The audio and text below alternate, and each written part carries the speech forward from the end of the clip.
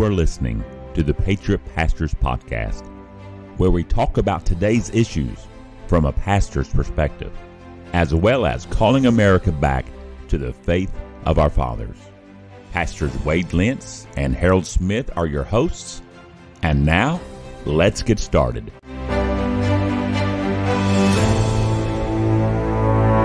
Hello and welcome to the Patriot Pastors Podcast.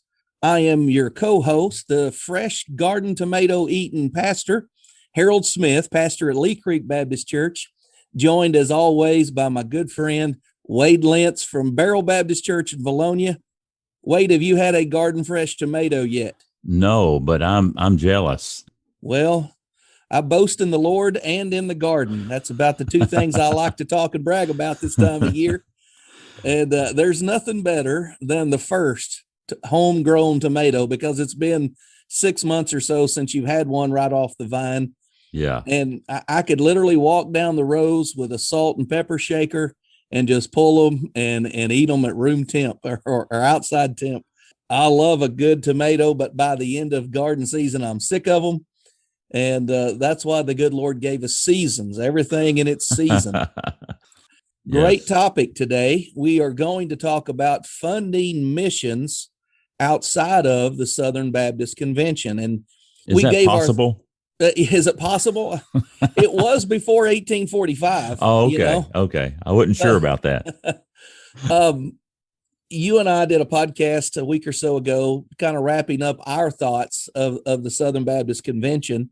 Since that podcast, a lot of people have contacted us and said, hey, how do you do missions? I mean, they don't know any other way than through the convention. I mean, have you not received some calls and some emails? Yes, I have.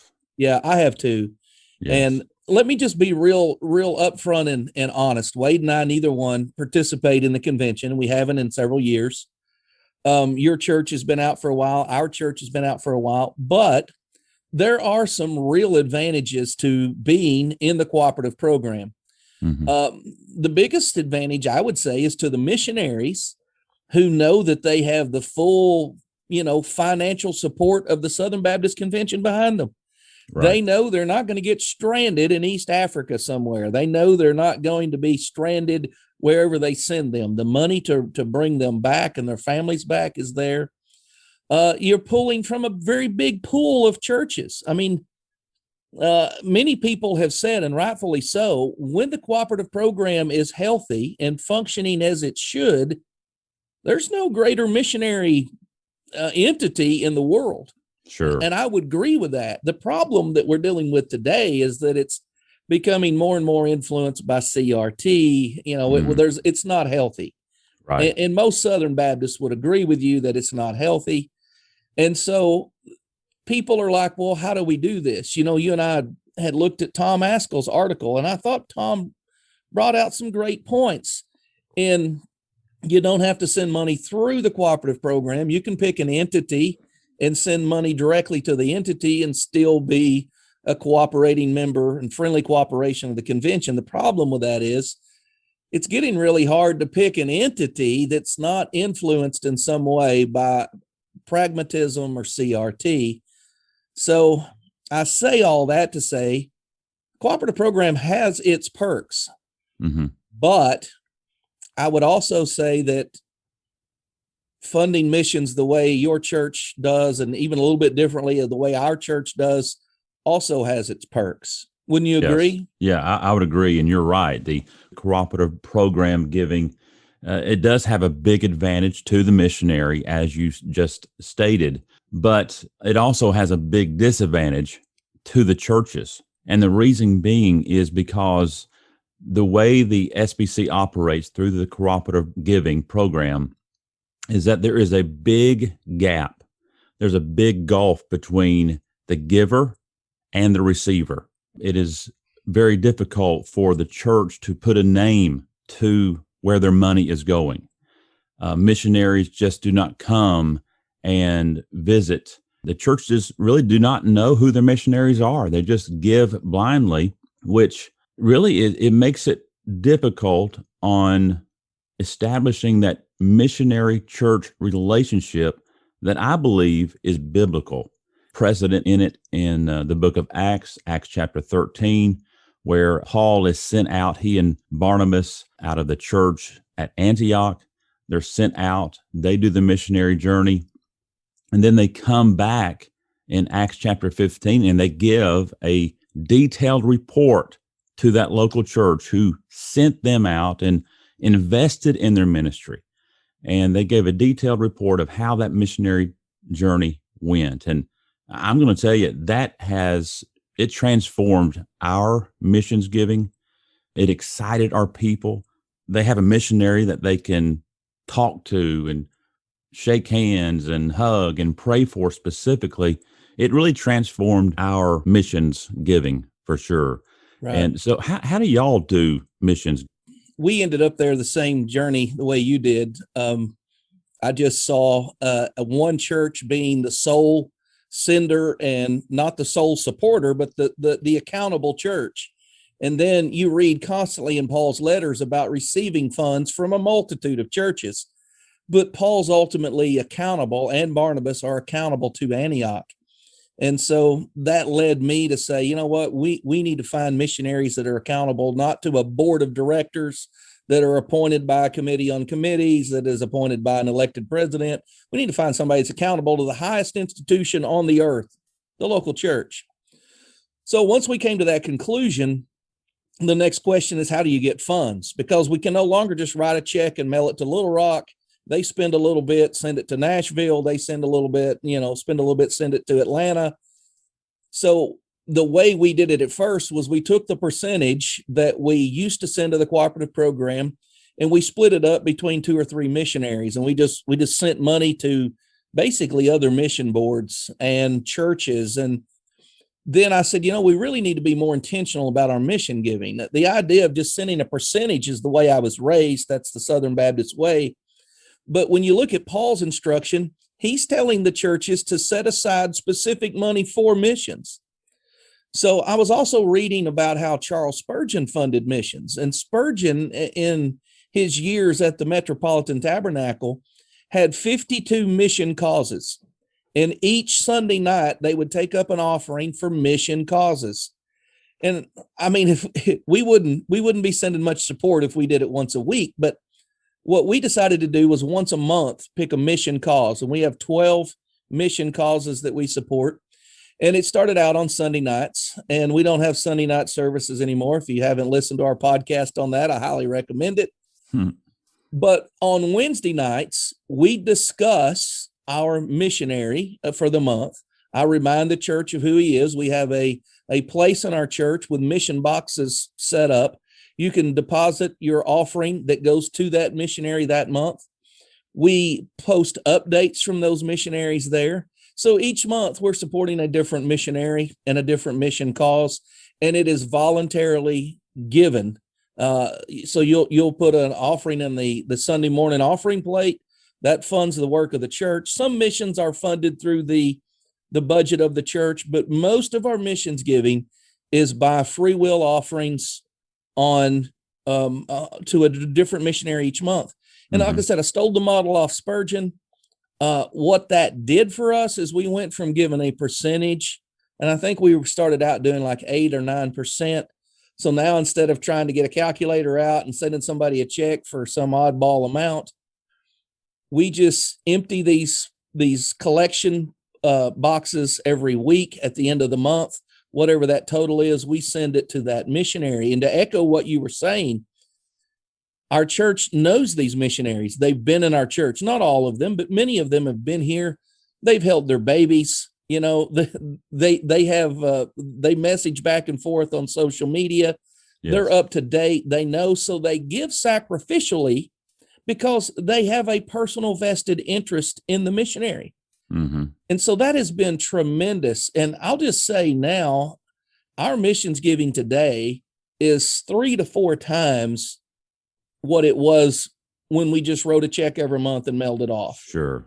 And the reason for it is that people are giving on top of their support of the church. They're giving additional monies to each month to these various mission causes. And it allows them the freedom to support more or less a specific mission cause. If something they really agree with is important to them, they may want to give more. If it's something they don't agree with, they may want to give less.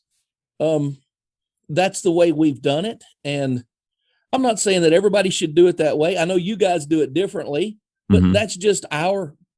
that's our approach. And our plan in the future is to maybe break that up and do every 2 weeks, as our offerings grow, and maybe do some missionaries we support a couple of months out of the year. We know they are underfunded, we try to send them more, but as our church grows, we'll go from once a month to maybe every 2 weeks. We are flexing that way. So Yeah. how does Beryl do it? Because I know you do it completely different. And there's no one way to collect funds for a mission cause. Exactly. And let me just quickly say to any pastor who's listening to us and you are contemplating changing up the way you do missions due to the direction the S.B.C is going. Hey, listen, if you want to increase the excitement of missions, if you want to increase the missions giving, this is how you do it. You put missionaries in front of their face. You put flesh and blood in front of them and let them see where their money is going, and it will excite the church. But yeah, we do things a little bit different. We do what they call faith promise missions, faith promise giving, which is taken out of 2 Corinthians chapter 8 and 9. I won't go in great detail, but Grace Community Church, John MacArthur, who's the pastor there, they also do this model of missions giving. But this is missions giving that an individual pledges to give over and above their tithe to missions. And it's all based upon what you have and what you have in excess over your tithe that you will give either on a weekly basis or a monthly basis to missions. And 100% of what you give in that faith promise missions offering goes to support missionaries or missions. Every year we have done this, we have had an increase in people participating and giving even more to missions. Something that we, as you and I both, longtime S.B.C pastors, it's always been a certain percentage.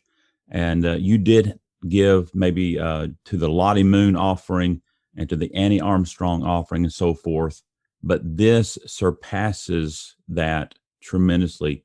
And it's really a blessing to see as a pastor, to see your folks getting so excited about missions and having missionaries come where they can eat with them and fellowship with them.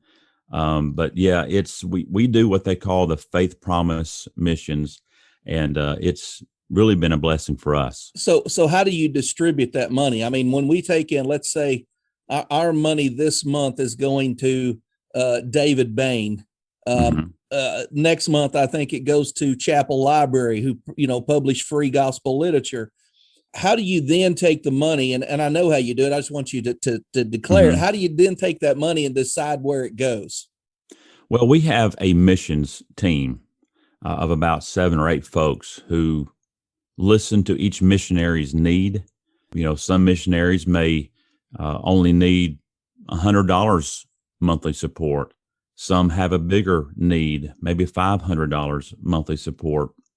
And so we take the need based upon our budget, and we present that need to the church and say, okay, here is John Smith. He is a church planter in Virginia. He is in need of $500 a month. That's how the church votes to do that. And a lot of times that church planter will come to our church and present his ministry. Thanks to technology, Zoom, we can do Zoom meetings like that, even on the church screen and so forth, so that they do not necessarily have to be here in person. But that's how we normally do it. I have a missions team that helps to see the different needs of the different missionaries that we have. Right. Next question, and I'll go first to give you a chance to think about it. How do you find missionaries? That's probably what I hear the most. Our church puts on a conference for pastors in the summer called Preachers of Grace. And over the last few years, I have tried to bring in missionaries who want to be a part of that conference, or missionaries usually reach out to us. They find us online, and they'll say, hey, look, I'm engaged in this work and I'll be back in the States next year. Would you mind if I came by and talked to you? And I'll say, yeah. And, actually we hold a conference. And so then what I try to do at our pastors conference is have some missionaries there for pastors to meet. And those missionaries reach out to me. Another way that I find missionaries is that I reach out to them. Mm-hmm. Someone will say, hey, we're supporting a guy, or I heard about a man. I'll give you an example of both. We support a missionary in the Philippines named Barry Carpenter. I ran across him through some friends of mine who said, we're supporting a guy in the Philippines. He's doing a great work. I did a little research, and now we support him. Another way is we support a missionary in Kenya named Josh Wormley. And Josh reached out to me and said, hey, I'm actually coming home to see my parents. I haven't been in the States in 3 or 4 years. I'm going to come home for the summer. He ended up getting stuck here for all of COVID. But we said, well, if you're going to be here for the summer, we have this conference, come. And so through that conference, we were able not only for our church to get to know Josh, as you said, we've held his children. I've given his daughter a sippy cup. You have this personal interaction, and then you watch them leave your church, and the church understands afresh and anew that this guy's taking these 2 sweet kids and his sweet little wife and going back around the world to a place where Christianity is despised, and he's going to engage them and evangelize them. And that's how we find them. The Lord just providentially puts us together. And is there something else that you're doing to find them, or is it pretty much the same story? Pretty much the same thing. Normally, we support missionaries by recommendations from other pastors. For instance, last night, our missions team did a Zoom meeting with a church planter in Homer, Alaska. And I did not know this particular gentleman, Nathan Jolly, but it was a recommendation from a pastor friend, Alan Nelson, who let me know of his need. And here's a pastor. We won't go into it a lot, but here's a pastor that was denied support by the North American Mission Board for stupid reasons and unbiblical reasons.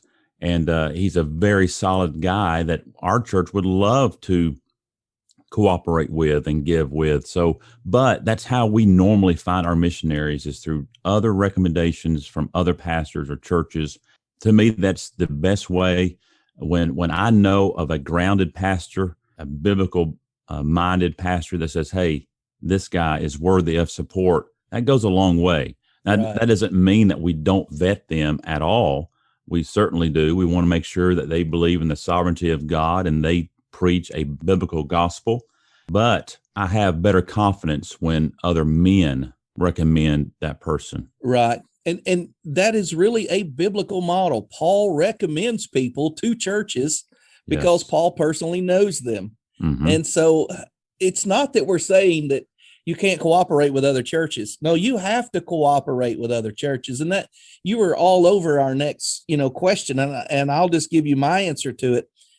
What is your criteria? How do you vet them? That's the other question that I get a lot is, how do you know these guys are real? And you interview them, you talk to them. If a guy is arrogant and he knows it all, and I just say, okay, if you already know it all, you clearly don't need my help. And if a guy is, if he's fully funded and he's got money running out his ears and he's not spending all that the Lord's churches are giving him, I just say, I think we need to find someone that needs our funds better. But when it gets down to who we actually support, I can go and look at all 12 of our months of support in the church, and all but one of those months goes to a church or a ministry that we would agree 100% on the gospel with. Right. So we're not supporting free will ministers. We believe in the doctrines of grace. I'm talking about as a church. Our statement of faith is the Philadelphia Baptist Confession. And we don't require all missionaries to be, Philadelphia Baptist Confession believers, but we want someone that would be similar to us in as many areas as possible. In that Sure. 1 month that we don't support a ministry or a missionary that's exactly like us, we're supporting the local pregnancy crisis center that tries to rescue children from abortion and unexpected mothers, tries to encourage them to to at least give their babies up for adoption if they don't want them. Yeah. And so I feel like that's a worthy cause. All the rest of those people, I agree with on the gospel. We could sit down. I would have no qualms about them coming into our church. And it's not, the gospel is not our standard of fellowship. It actually goes beyond that. Mm-hmm. I can rest assured that they're not letting their wives preach in their mission plants. Right. I can right. rest assured that we agree on a lot of other doctrines, including baptism, church membership. So the more that we have in common, the more comfortable we are supporting that work. Another big area that people really have hangups, and it's simply because they've never been down this road before. How do you get money to these missionaries? Do we need to convert this over to some African currency and transplant it, send it around the world? Or is this going by carrier pigeon? How do we get it there? Yeah. And so what's been your experience in that area, Wade? Yeah. Normally when we support a missionary or a mission, it goes directly to the local church that has sent them out. And then they distribute that money and, put that money into that missionary's account, or they have a mission board that holds a particular missionary accountable. And we also we give to mission entities or missions. For instance, we give to the Arkansas Baptist Children's Home directly, things of that nature. But what we do more or less is we stop giving to the middleman. And I would say the Cooperative Program is the middleman that has, if you looked at your Cooperative Program giving, you would find how little your giving actually goes to missionaries. It goes to run the machine, for lack of a better word. When I gave that breakdown to our church, they were like, oh my goodness, I thought everything that we gave to the Cooperative Program went to missionaries or went to missions. I'm like, no, not even close. So again, it helps when you know that the money that you're giving, it cuts out the middleman. You're giving it essentially to the missionary.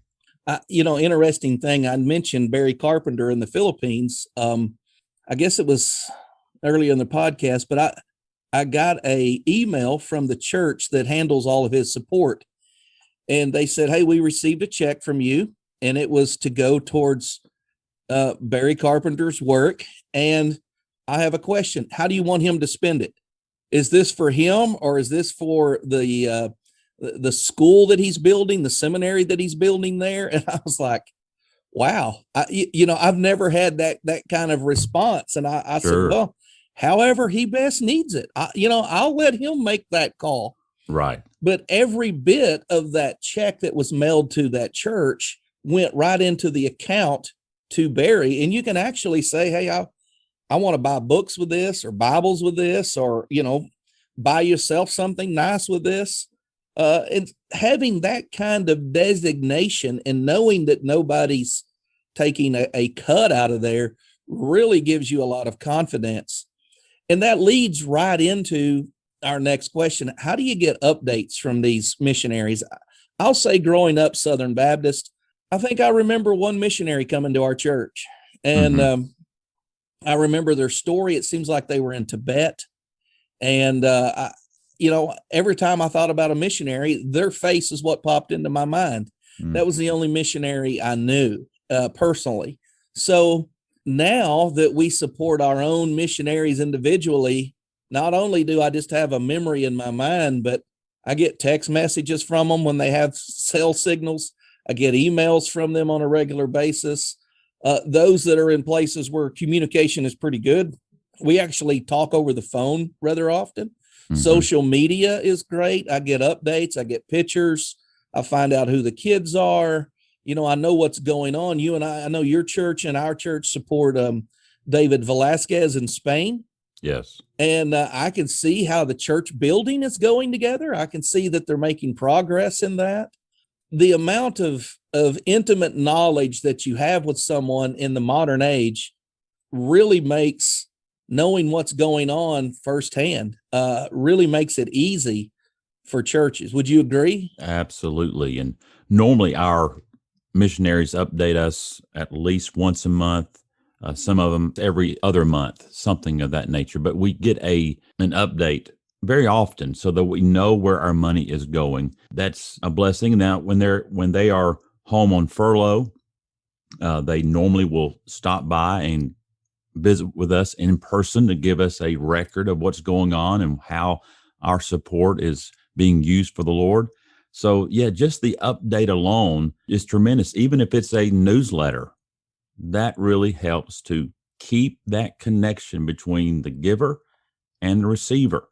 And that again, that's the big downfall of the cooperative program giving to missions, is because you really do not know what the IMB missionary is preaching in Africa. You don't know that fella. You're hoping that he's been vetted enough by the IMB directors that he's not preaching a social gospel or anything of that nature, but you're having to rely upon a third party to do your vetting.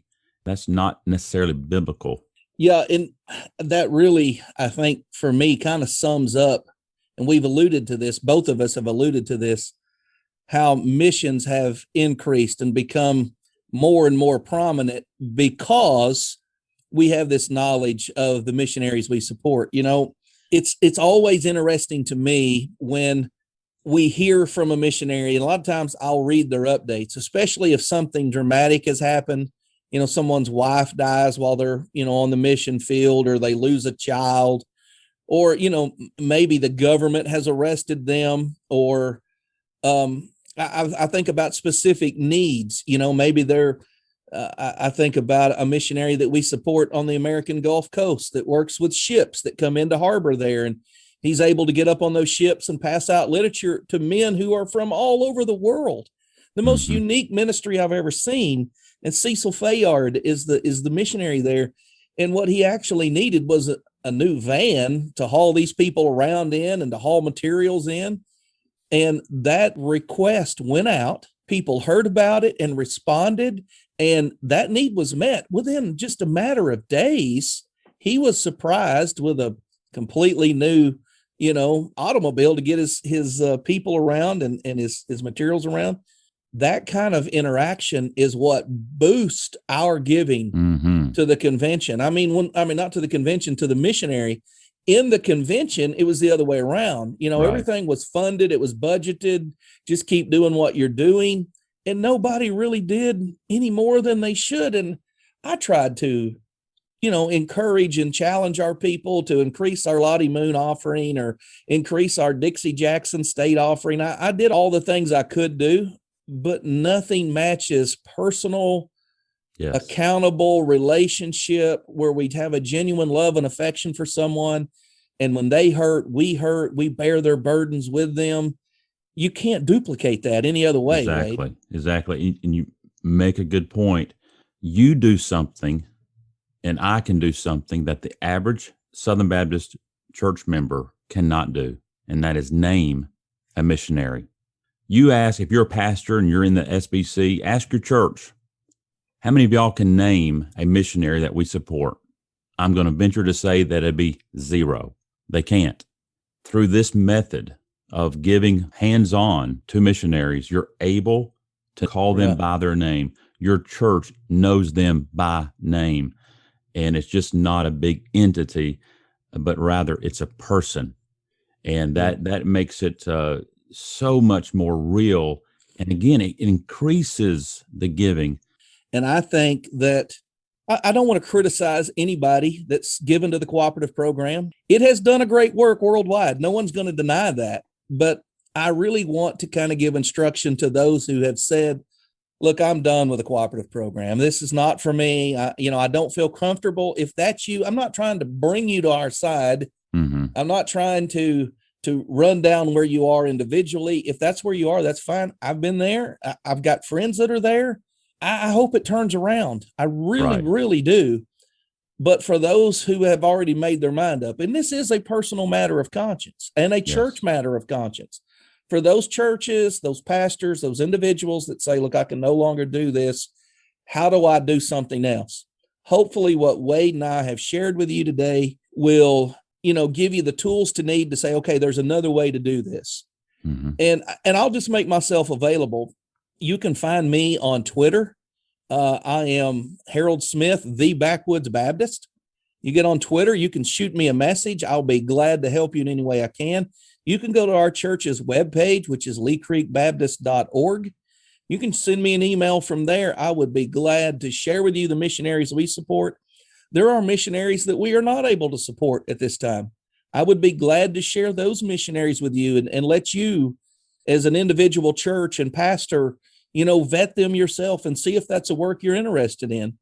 A lot of times it feels like we get heavy in one area or one ministry, and even though we know other good missionaries in that ministry or in that area, we really feel like we need to spend funds, in a different part of the world or in a different way. So if I could be of any help to you, by all means, reach out to me. I'll be glad to share what little bit I know about what we've been doing.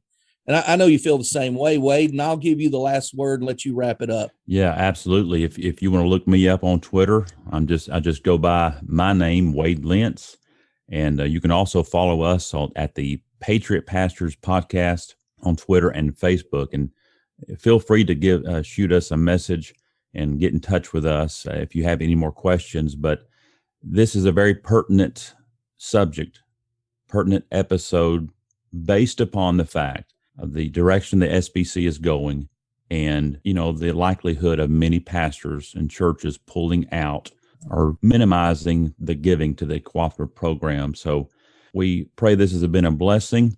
Until next time, thank you for listening to the Patriot Pastors Podcast.